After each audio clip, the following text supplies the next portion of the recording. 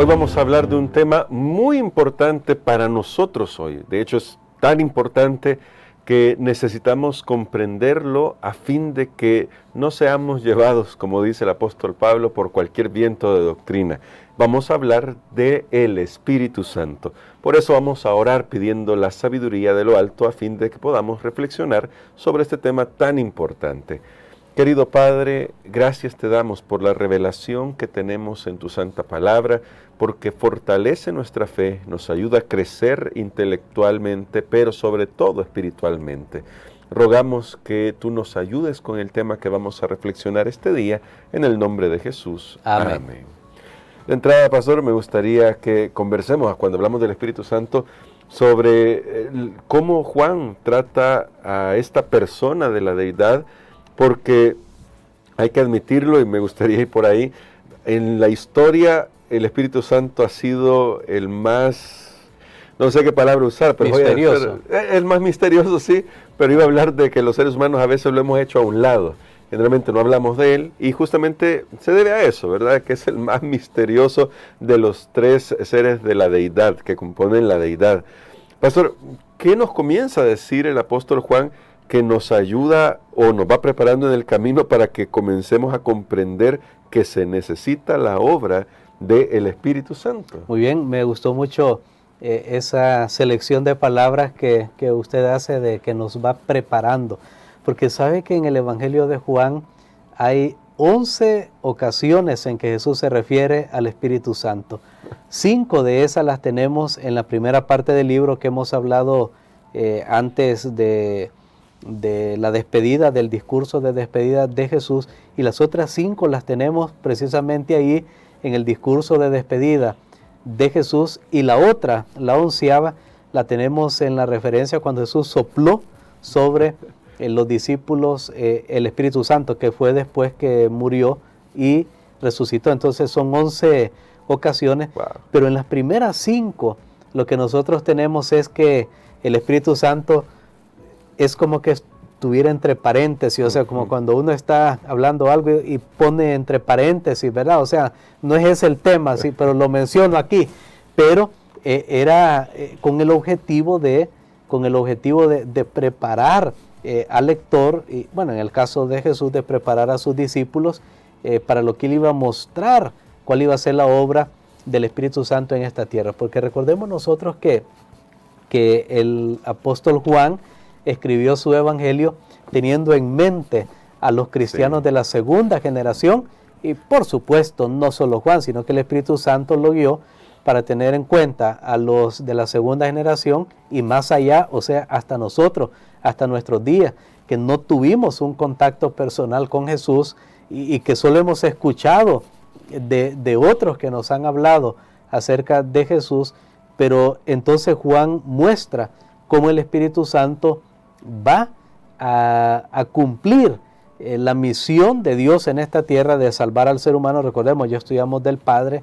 El Padre se presenta como que Él es el que tiene la misión de salvar al ser humano. Entonces envía al Hijo, pero luego nos mostrará que envía al Espíritu Santo, porque el Hijo va a ser quitado, que es Jesús, o sea, su presencia física va a ser retirada de esta tierra, va a regresar al cielo, pero el ser humano no queda solo, sino que queda el Espíritu Santo. Entonces estoy dando una introducción, sí. Pero ahí pueden tener en cuenta ustedes este detalle, ¿verdad? Las 5 menciones que hay antes del discurso de despedida sobre el Espíritu Santo, las 5 menciones que tenemos en el discurso de despedida, donde ahí ya no está el Espíritu, ya no se habla así entre paréntesis o de paso, no, sino que es el enfoque para mostrarnos cómo la misión de Dios va a continuar en esta tierra.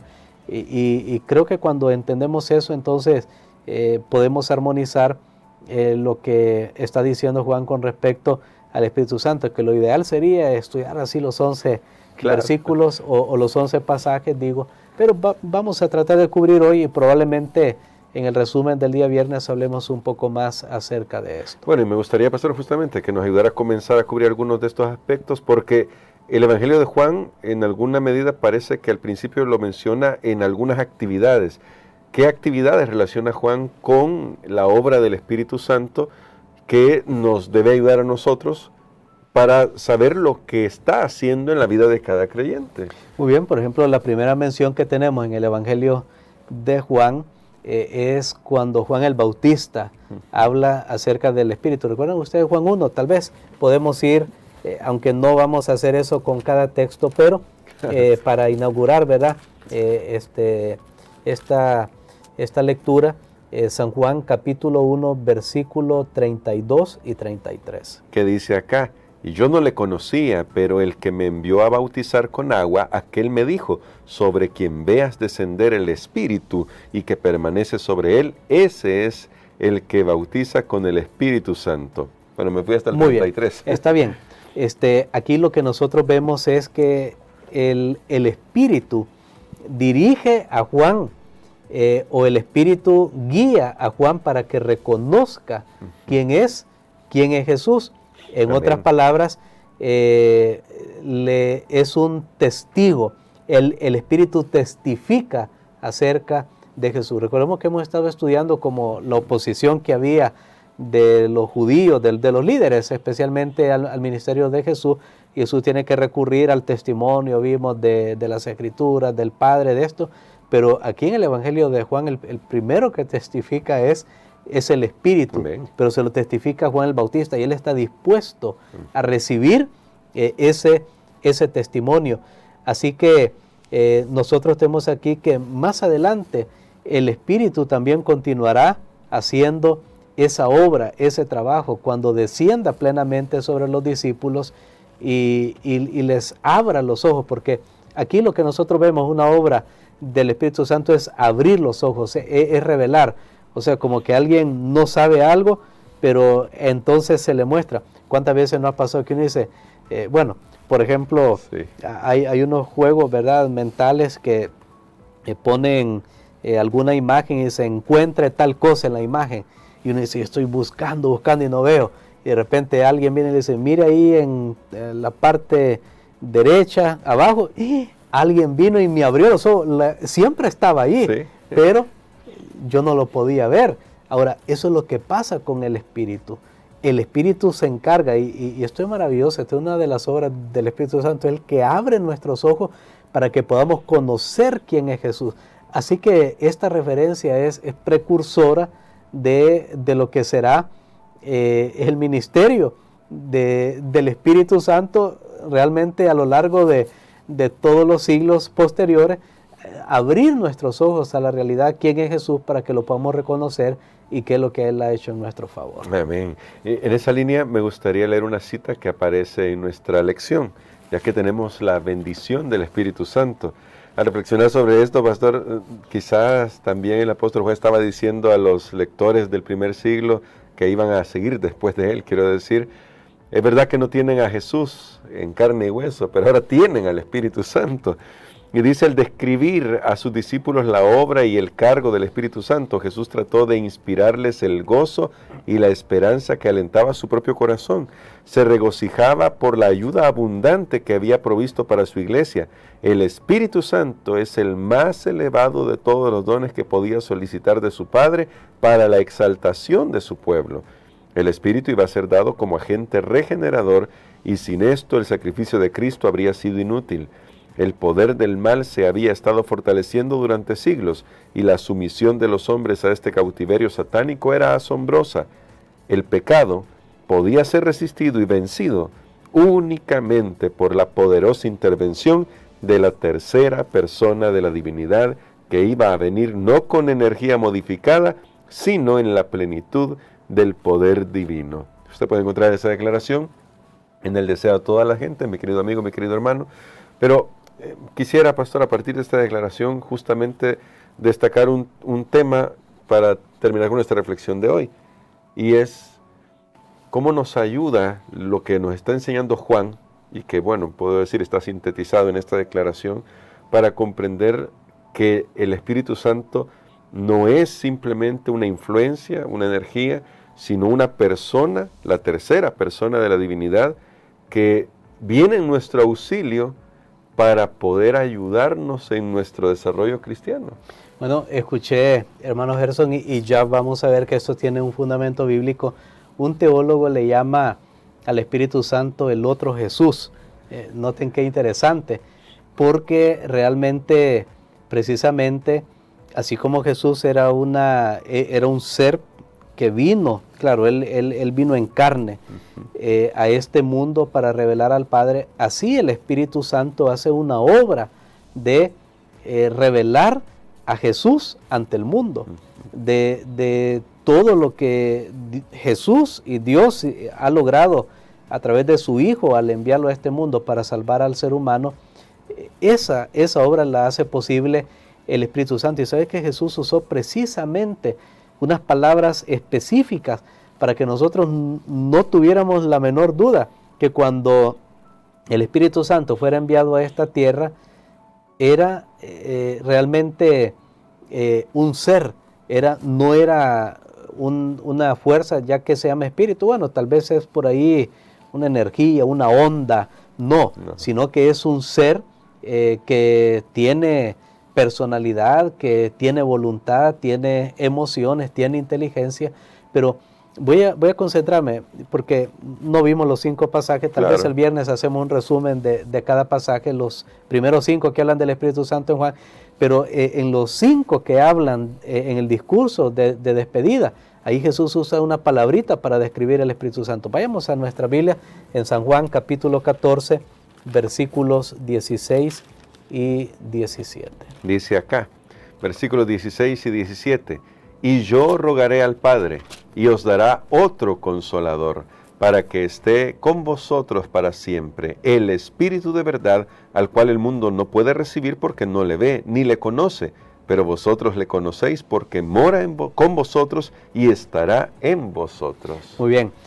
De paso, quiero decir que de acuerdo con este pasaje, según el contexto, no lo hemos podido estudiar todo, el Espíritu está disponible al creyente que obedece y que está orando. O sea, no solo quiero pensar, bueno, hablemos del Espíritu Santo y conozcamos más de Él. No, tenemos que recibirlo, porque Amén. esa es la intención de hablar del Espíritu Santo. Y cuando el creyente ora, ya Jesús se los había dicho, si algo pedís en mi nombre, yo lo haré. El versículo 14, ahí tal vez lo podemos leer mejor, San Juan 14 y el versículo 14 y 15. Dice, si algo pidiereis en mi nombre, yo lo haré. Si me amáis, guardad mis mandamientos. Muy bien, entonces ahí tenemos nosotros, miren, el Espíritu está disponible y Jesús dice, yo rogaré al Padre y os dará otro Consolador. Pero ¿qué están haciendo los discípulos? Orando y guardando los mandamientos de Dios. Amén. Ahora bien, Jesús usó la palabra otro consolador.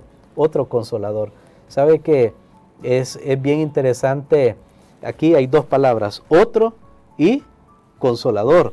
En griego, otro, alos, para aquellos que tal vez van a verlo en griego, significa alguien similar. Se puede usar esa palabra pero en el contexto gramatical queda bien claro que yo estoy hablando de alguien similar o para hacer una distinción, porque yo puedo usar otro, viene otra persona para dar a entender que va a hacer la función que yo hago o para dar a entender que es diferente. Pero aquí el uso que Juan hace es que es otro similar, Y la palabra que nosotros tenemos ahí, consolador, es la palabra en griego parakletos, que esa palabra ha sido traducida como consolador, pero que en el griego tiene el sentido, o se conocía en el mundo griego, se usaba en el sentido legal, era como el abogado defensor, como cuando en un juicio pues está el fiscal, está el juez, pero está el abogado que defiende. Entonces, el Espíritu Santo hace esa obra, pero noten que Jesús dijo, otro consolador, o sea, otro igual que yo. Quiere decir que Jesús es un paracletos también. Amén. Es alguien que está a nuestro favor, es alguien que intercede. De hecho, esto está tan claro en la Biblia, hermano Gerson, que en 1 de Juan 2.1, sí, cuando dice Juan, abogado tenemos para con el Padre, ahí usa la palabra paracletos tenemos para con el Padre. Ahora, si Jesús era un paracletos, era un abogado defensor, era un consolador para los discípulos, ¿por qué el Espíritu Santo va a ser un abogado, un defensor, pero que es algo, no alguien? ¿Verdad que no tiene sentido? Porque Jesús está usando esa misma palabra para él. Entonces, ahí respondemos la pregunta, que cuando el Espíritu Santo es enviado, es un ser que, aunque no viene en persona físicamente como Jesús, por eso su naturaleza permanece así como misteriosa, pero tenemos que aceptar que es parte de ese, y es lo que dice acá, de ese trío divino, porque el pecado podía ser resistido y vencido únicamente por la poderosa intervención de la tercera persona de la divinidad, quien iba a venir no con energía modificada, sino con la plenitud del poder divino. Amén. Así que nosotros aceptamos, hermano Gerson, de toda la revelación que hay en la palabra de Dios, y esta revelación adicional que tenemos, el libro El deseado de toda la gente, que el Espíritu Santo es un ser personal, que me gustó a mí esa frase, es el otro Jesús. Y Jesús lo dijo, es el otro consolador. O sea, yo soy el primero, pero voy a enviarles al otro para ayudarnos a nosotros a entender el plan de salvación. Y sabe que el Espíritu Santo es tan humilde que muchos han confundido, así como estudiamos ayer, que muchos han confundido la subordinación de Jesús ante el Padre, de que Jesús no es Dios. Muchos han confundido esta humildad del Espíritu Santo, que Él ni siquiera habla de Él mismo, y muchos han dicho que ni siquiera existe, que no es una persona. Tremendo. Pero el Espíritu Santo es un ser humilde, porque Él no le interesa hablar de Él. De paso, no debemos obsesionarnos tanto con conocer todos los detalles de cómo es el Espíritu Santo, porque al final el Espíritu Santo, cuando estudiamos del Espíritu Santo, no es un fin en sí mismo, sino que el Espíritu Santo es para llevarnos a Jesús y traer la presencia de Jesús a nuestras vidas. Y eso es lo que más necesitamos, que el Espíritu Santo nos conduzca a Jesús, abra nuestros ojos para llevarnos a Jesús. Nos gustaría, pastor, que ore por nosotros justamente por esto, para que permitamos que el Espíritu Santo nos ayude a enfocar nuestra vista en nuestro Salvador Jesucristo. Amén. Padre, gracias te damos, Señor, porque tú tienes todo bajo control. Gracias porque nos has dejado un testigo, nos has dejado un consolador que está con nosotros siempre, que trae la presencia de Jesús y por ende tu presencia a nuestras vidas. Ayúdanos, Señor, a aceptar esa obra del Espíritu. Abre nuestros ojos, Señor, y ayúdanos a aceptar que tenemos a alguien que nos defenderá aun cuando estemos pasando por crisis y conflictos. En el nombre de Jesús. Amén.